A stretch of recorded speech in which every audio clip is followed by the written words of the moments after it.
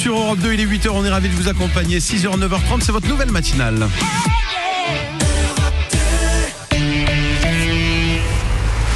Et toutes les demi-heures, on s'informe. Et là, c'est avec Guillaume Lariche. Salut Guillaume. Bonjour Clément, bonjour à tous. Et en ce tout premier jour de l'automne météorologique, attendez-vous à de la pluie au nord et du soleil dans le sud. La météo, on en reparle en détail à la fin de ce flash. Pour interdire l'abaya ou le kami en classe, le dialogue avec l'élève sera privilégié. Le ministre de l'Éducation a envoyé une note hier au chef d'établissement. Comme les signes religieux ne sont pas autorisés dans les écoles, les élèves portant ces robes et tuniques seront accueillis dans l'établissement, mais pas en classe. Si la médiation et les explications envers le jeune et ses parents ne fonctionnent pas, une procédure disciplinaire allant jusqu'à l'exclusion pourra être envisagée. Alors que plus de 3000 postes d'enseignants n'ont pas été pourvus au concours cette année, les professeurs font leur rentrée aujourd'hui. L'occasion de découvrir les emplois du temps et les nouvelles têtes des collègues. Et pour les prochaines vacances de la Toussaint, ce sera dans 7 semaines à partir du samedi 21 octobre. NAFNAF a demandé son placement en redressement judiciaire, alternative pour faire face à des arriérés de paiement de loyer durant la période Covid. Une audience devrait se tenir en début de semaine prochaine au tribunal de commerce de Bobigny. L'enseigne de prêt-à-porter féminin NAFNAF emploie 660 personnes en France.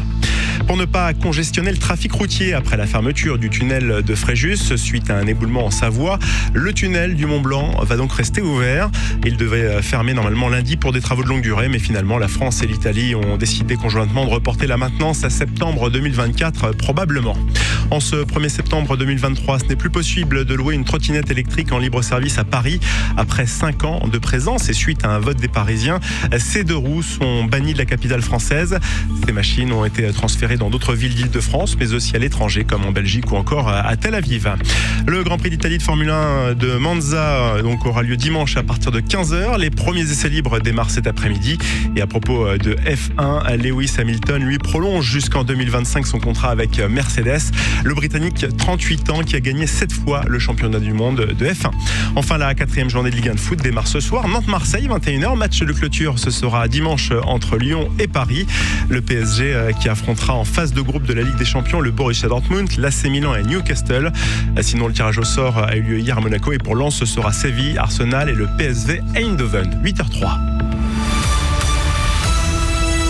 Tout de suite, retrouvez la météo sur Europe 2. Les prévisions du temps aux 4 coins de la France. Avec des pluies au nord et du soleil dans le sud aujourd'hui, les éclaircies vont gagner du terrain dans l'après-midi pour s'étendre au centre Val-de-Loire et aussi à la Bourgogne. Au meilleur de ce vendredi, les températures iront de 19 degrés à Brest jusqu'à 30 degrés pour Toulouse. Entre les deux, vous aurez 21 à Lille, 23 à Paris, Strasbourg et La Rochelle, 26 à Chalon-sur-Saône et Marseille, 29 à Lyon. Clément s'incruste tout de suite sur Europe 2.